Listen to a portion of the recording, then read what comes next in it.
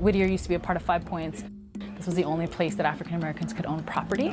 So at some point, this was all black business, all the homes were black homeowners. So with gentrification and many other factors, that's changed. So we are one of a few black businesses left in this community. So it's a place that's, I think, revered.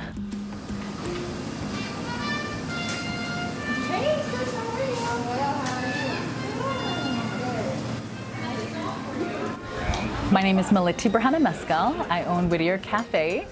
We've been here for almost 6 years. We're an African espresso bar, and our focus is social justice.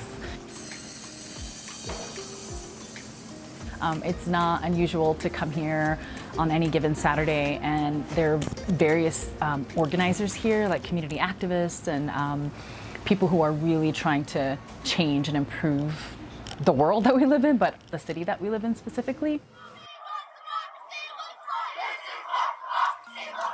We have a bunch of protest signs in the bathroom, and they're from various marches and protests around the city that, it started with the Women's March, but the various marches, Black Lives Matter and all the different things that have happened, once the marches are over, people bring their signs here.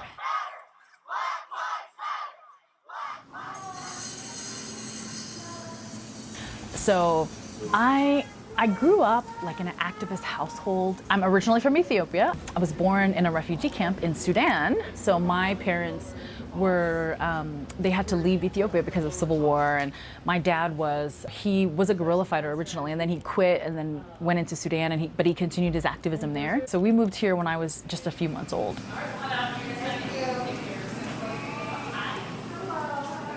So coffee comes from Ethiopia. And it's part of the culture. It's very ingrained in everything you do. So we're kind of teaching people about coffee, because coffee connects so many of us from so many different backgrounds. And it was really an organic process to become a social justice coffee shop. And I think that's what's really helped and solidified our presence here. It started there was a young woman in the community who was, unfortunately, she was killed by police. So it started with Jesse Hernandez and people not having a place to organize, a place to meet. And then there were a series of murders, let's be honest, of young people, especially young black men. And people didn't know where to go. And so we became that place where people could come and just grieve. And so I think, the word just kept getting out, like, we can go there, we'll be accepted there. And so I think we turned into like a landing place for folks when crazy stuff was happening in the community. It was a place that people could come and just compose themselves, if nothing else. Our streets! Our streets! Our streets! Something feels different this time around because for a lot of black folks, it's Groundhog's Day. Someone else was killed, we'll go out and march, we'll go out and protest, and then a week later or a month later, the same thing happens.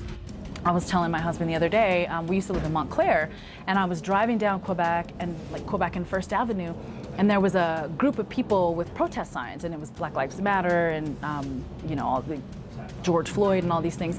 And they were all white, and they were multi-generational, and they were in their neighborhood basically talking to other white people. And I'm like, that's powerful. That's so powerful. And that's what it takes. And I think some people will say too, well, most of your customers are not black. I mean, I would say 75% of our customers are white. And my response to that is, our common thread is a need for justice. So everyone who comes here supports that. If Black Lives Matter, then so does black business.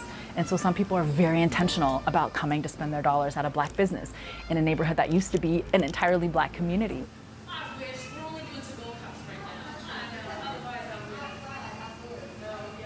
So I just feel really blessed to be in this community at this time and have the support that we have. If there's anything I can add, I would just say, please find your place in what's happening right now. We're in the middle of a very historic moment, and we all have a role.